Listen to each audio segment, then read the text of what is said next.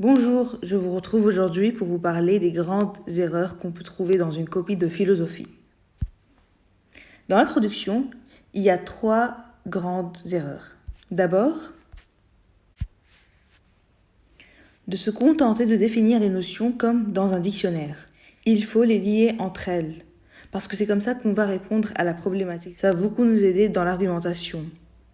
Il faut aussi les mettre en relation avec le sujet.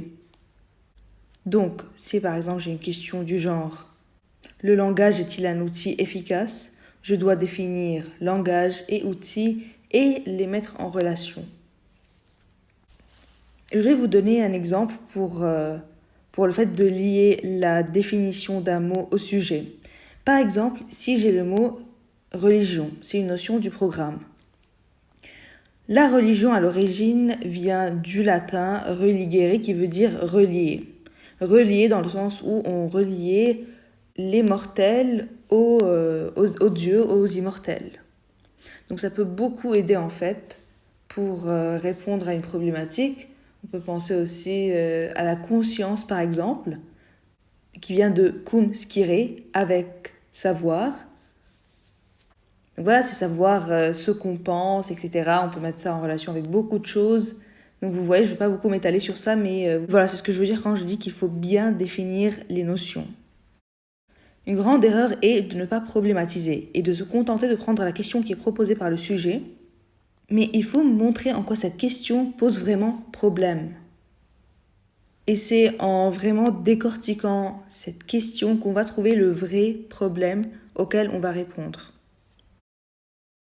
Dans un dernier temps, il ne faut pas négliger les mots-clés, du genre toujours, jamais, parce que c'est ces mots-là qui font que c'est cette question et pas une autre.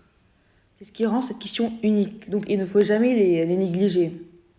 Donc vraiment, l'introduction, c'est la première impression, il faut tout y mettre. C'est vraiment à partir de l'introduction que le correcteur sait si c'est une bonne copie ou pas. On y trouve tout en fait, les thèses, etc. On trouve tout. Dans le développement, je vais juste parler d'une erreur qu'on trouve beaucoup, et c'est le fait que quelqu'un part d'un auteur pour aller vers les arguments. Ça veut dire que je me base dans mes arguments en fait sur l'auteur et de ce qu'il dit. Je dois aller de l'argument vers l'auteur. Je ne peux pas commencer par exemple, je suis partie avec selon Descartes, etc., etc. Non. Je vais dire mon argument et après m'appuyer sur ce que dit Descartes pour rendre cet argument fort. Une autre erreur, c'est dans la conclusion. On ne va jamais cesser de le dire qu'il faut vraiment répondre à la problématique et ne pas se contenter de résumer tout ce qu'on a dit auparavant.